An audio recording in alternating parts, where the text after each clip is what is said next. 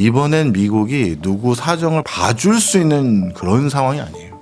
정말 열악합니다. 미국과 중국의 시장 규모는 역전된다. 시기만 좀 다릅니다. 네네. 좀 빨리 잡은 데는 2035년, 네. 좀 늦게 잡은 데는 2040년 넘어가면 전 세계에서 단일 소비 시장으로 제일 큰 시장은 중국이다.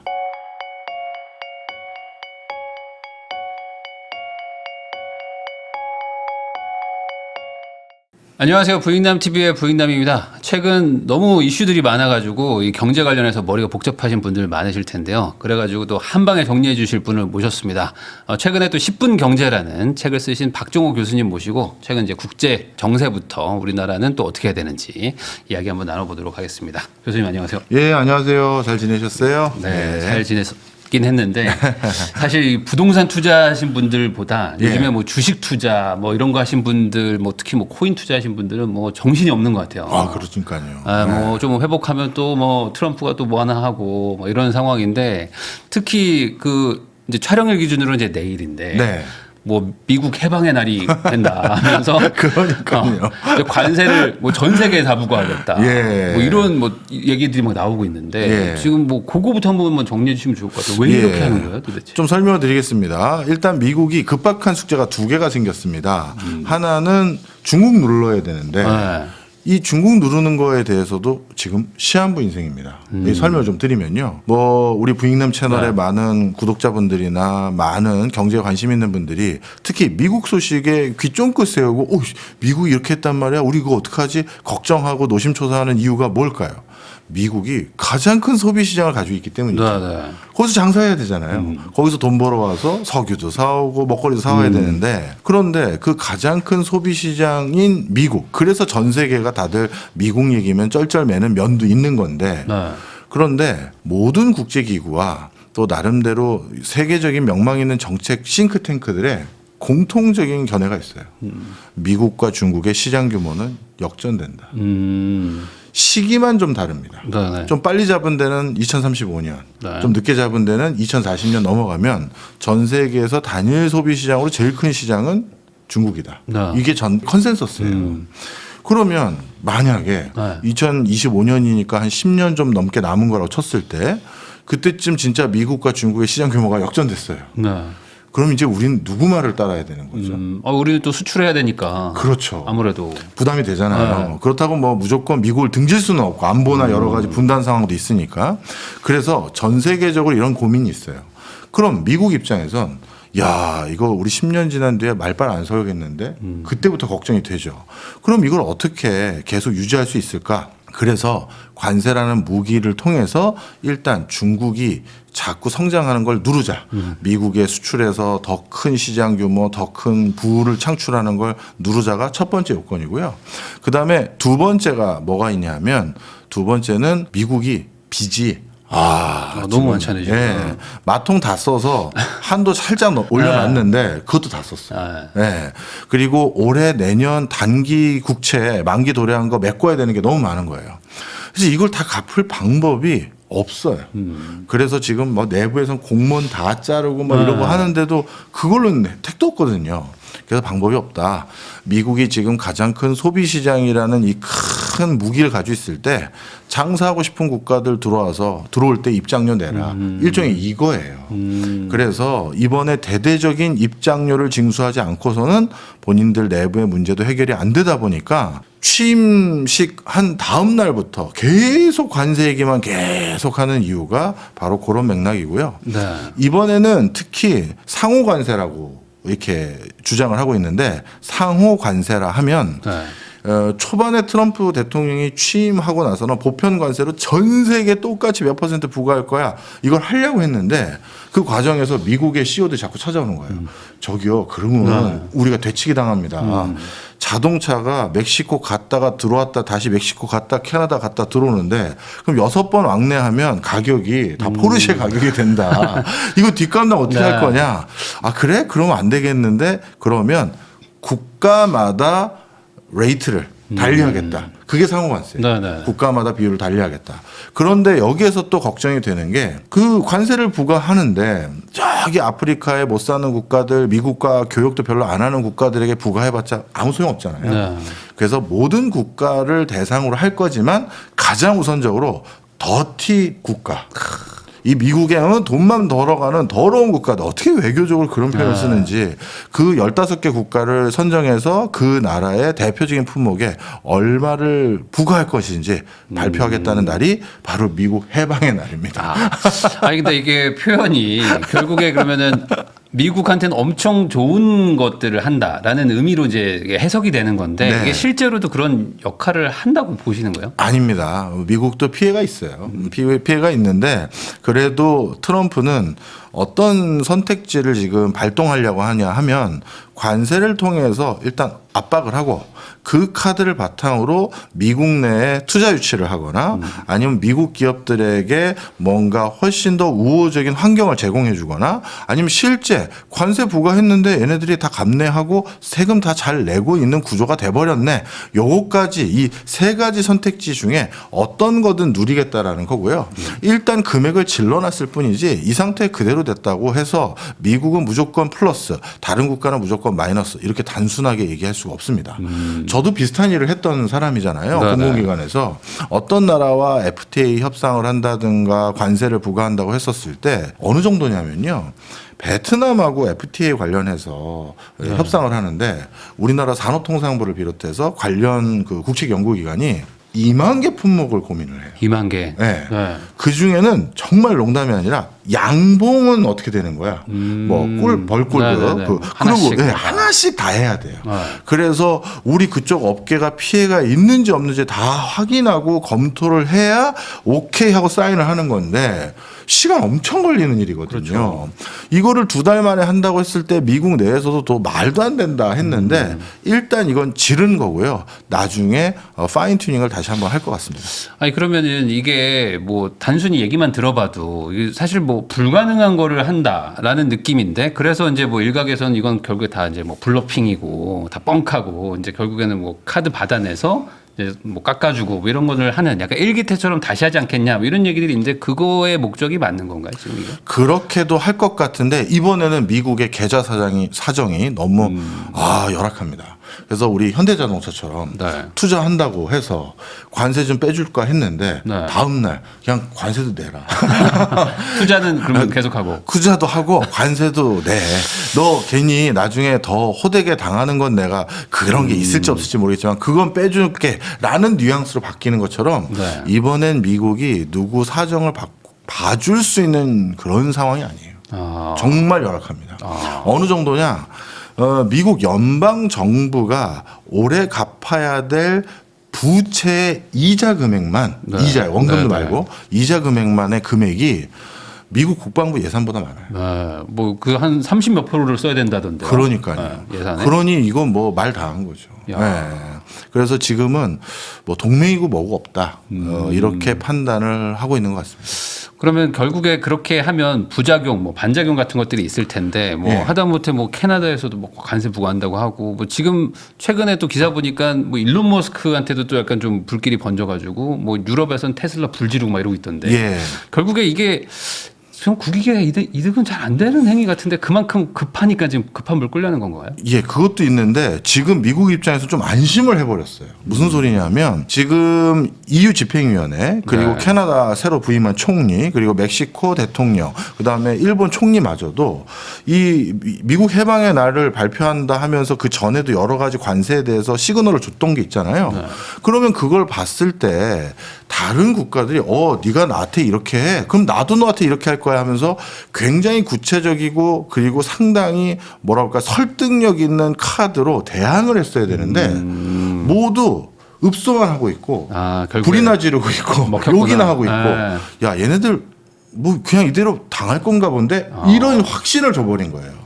사실 이 부분이 되게 아쉬운데요. 사실 EU를 비롯해서 캐나다, 일본, 한국 등등의 국제사회에서 의미 있는 포션을 차지하고 있는 국가들이 연대하면 충분히 미국에도 압박을 할 수가 있어요. 네네네. 근데 국제사회는 이런 연대와 공조라는 게 사실은 없거든요. 사실은 없어요.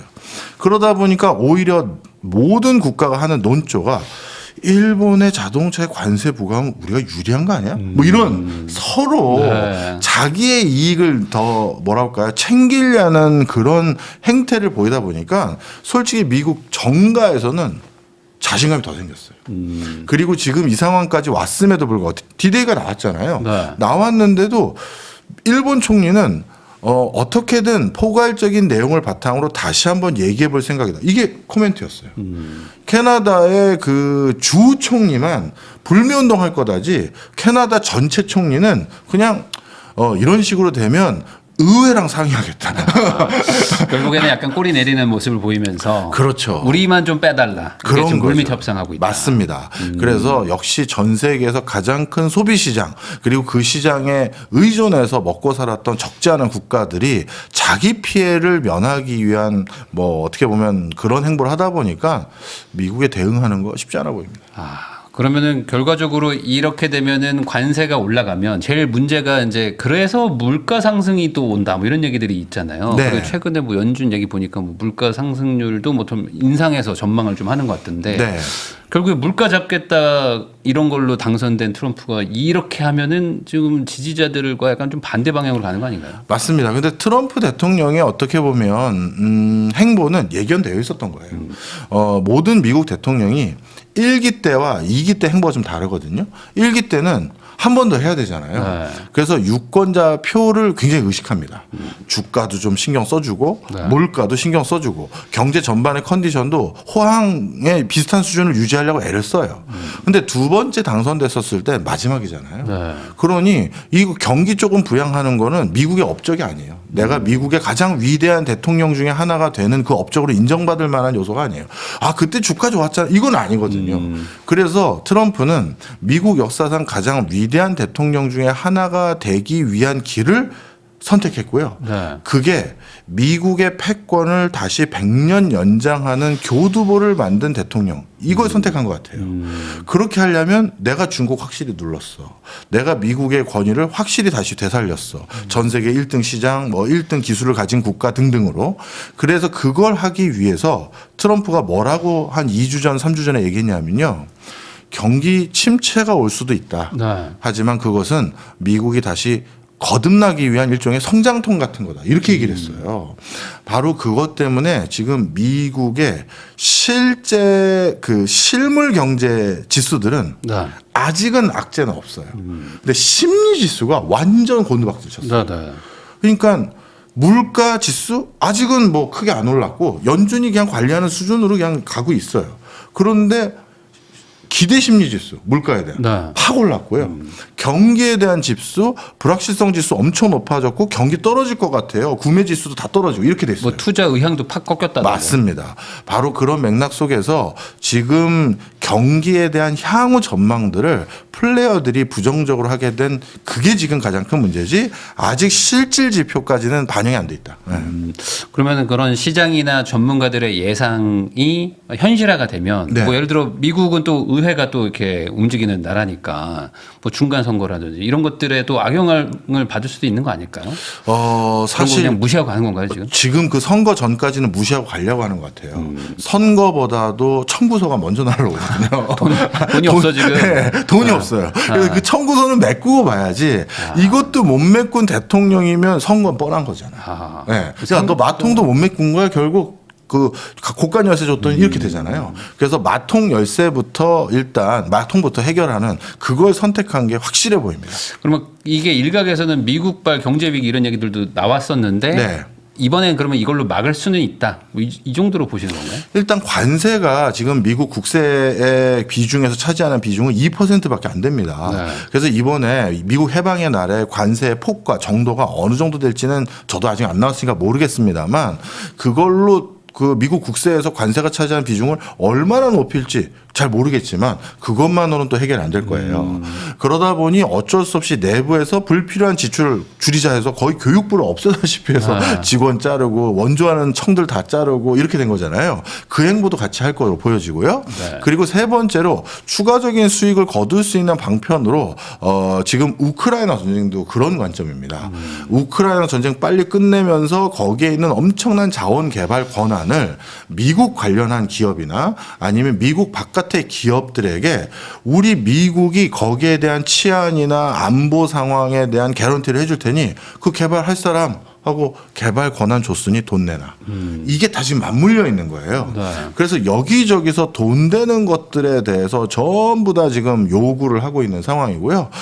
그런 관점에서 뭐 진짜 돈 되는 건 다 챙겨 이러고 있고 가장 최악은 저는 골드카드 얘기 들으셨잖아요. 골드카드. 네. 네. 미국 영주권 500만 불에 팔겠다. 얼마였더라? 네. 네. 그러면 우리나라 돈으로 한 70억 70억 정도 되는데 그거 100만 카피 팔면 그럼 진짜 그게 유일하게 부채 문제가 해결돼요. 그것 때문에 요즘 난리래요. 난리예요. 그 투자임이 지금 막 계약을 엄청나게 하신대 지금. 아, 그러니까요. 더 올라가기 전에.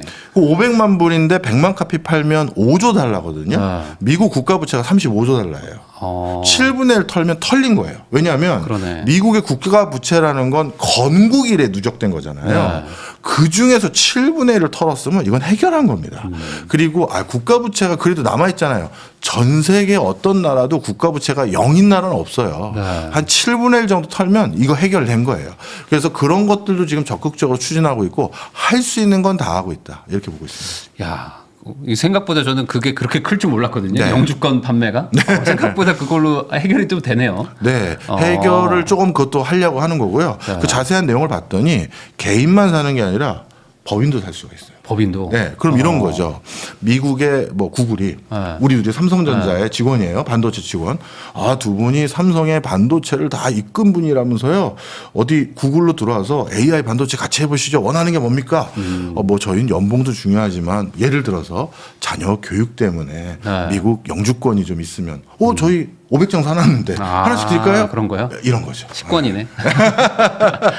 그렇게 그냥 줄 수도 있으니까 그렇게 이래저래 그런 걸로 좀 해보고 하려고 하는. 그렇죠. 그래서 기업이든 누구든 빨리 사. 그래서 돈 벌면 빚 갚고. 야, 약간 그 패권 국가의 그좀 약간 풍무가 약간 조금 좀 모양 빠지긴 하는데 그렇죠. 그만큼 지금 돈이 없다. 네. 그래서 그런 경제적인 혜택을 좀 보기 위해서라도 지금 러우 전쟁을 끝내려고 한다라고 지금 얘기를 하셨는데 네. 그게 쉽사리 지금 좀 안 되는 분위기 아닙니까? 어떻게 해야 돼요? 이 상황을 푸틴이 잘 알고 있죠. 그러다 보니까 마지막에 이제 휴전 협상한다라고 했을 때도 우크라이나를 더 공습하고서 더 풍지박살을 내고 트럼프에게도 지금 너 다른 카드 없잖아라는 걸 잘 알기 때문에 몰아붙이고 있는데요. 아마 우크라이나는 국가의 근간을 전부 다 내줄 정도로 푸틴에게 많은 걸 양보해야 될 거예요. 그리고 트럼프는 그 과정에서 유럽의 정세라든가 러시아를 견제하기 위한 그 향후의 구도 이걸 지금 신경 쓰는 게 아니라 러우 전쟁 끝내면서 이 개발 권한을 가지고 빨리 빚 갚는데 어떻게 기여할 수 있을지 아니면 지속적으로 여기서 캐시플로우를 나올 수 있게끔 할 수 있는 건지 여기에 대해서 지금 신경을 굉장히 많이 쓰고 있고요. 네. 이걸 조금 더 그 본질적인 걸 얘기를 해보면 유럽의 빨대를 꽂고 싶어 하는 것 같아요. 트럼프가. 네. 그동안 유럽은 거의 에너지의 전량을 러시아에 의존했지 않습니까? 네네. 파이프라인으로 받아왔잖아요. 그런데 지금 상황이 이렇게 된 상황에서 유럽이 러시아에 전적으로 또 에너지를 의존한다? 이게 쉽지 않잖아요. 트럼프는 미국산 LNG 써라. 그리고 미국이 니네들 에너지에 대안이 돼줄게 하고 있어요. 그리고 러시아에서 독일로 가는 노드스트롬이라는 게 있는데 노드스트롬이 지금 망가졌잖아요. 그걸 다시 복구하는 과정에서 그 노드스트롬의 지분이 있는데 그 지분 중 일부를 미국계 회사가 들어가려고 해요. 그리고 우크라이나 쪽 이쪽 지역에서의 자원 개발도 당연히 미국이 관여하려고 하고 그 얘기는 뭐다? 유럽 전체 에너지를 공급하는 중요한 기능을 미국이 하겠다는 거죠. 그러면 트럼프 어떤 스타일인지 아시잖아요. 가격을 슬슬 올리는 거죠. 빚 갚아야 하니까. 네. 그러면 단순히 그 국방비 같은 것들도 미국이 부담하는 거고 유럽이 내라 막 하는 것도 뭐 큰 틀에서 봤을 땐 러시아와의 어떤 그 약간 분쟁 분위기를 좀 더 만들어서 아까 말한 어떤 자원 외교 같은 것도 좀 끊게. 그것도 우리 가능하고. 쪽을 좀 이렇게 쓰라고. 맞습니다. 그리고 실제 국방비 지출도 줄여야 되고요. 네. 그러니까 전반적으로 이 큰 틀에 뭔가 한 줄의 어떤 그 뭐랄까 핵심은 돈이 없다. 돈이 없다. 돈이 없다. 네. 그러면 이 돈이 없다라는 게 그 아까 말씀하셨던 것처럼 이제 기대 인플레이션이나 아니면 뭐 투자 의욕이 막 꺾이거나 뭐 실업률도 예상치지만 뭐 올라가는 것들을 보면은 네. 미국 경제는 좀 타격을 보는 네. 거라고 보고 그러면 미국 주식 같은 것들한테도 좀 안 좋은 영향을 좀 줄까? 빅테크들 뭐 지금 막 빠지고 그러는. 맞습니다. 저도 사실 올해 가장 기대했던 회사가 테슬라였어요. 눈물 나네 또. 아니 당연히 공동 정부인데. 그러니까요. 1월만 해도 이런 게 아니었거든요. 아, 전 더 태웠거든요. 아, 지금 큰일 났어요. 이거 진짜.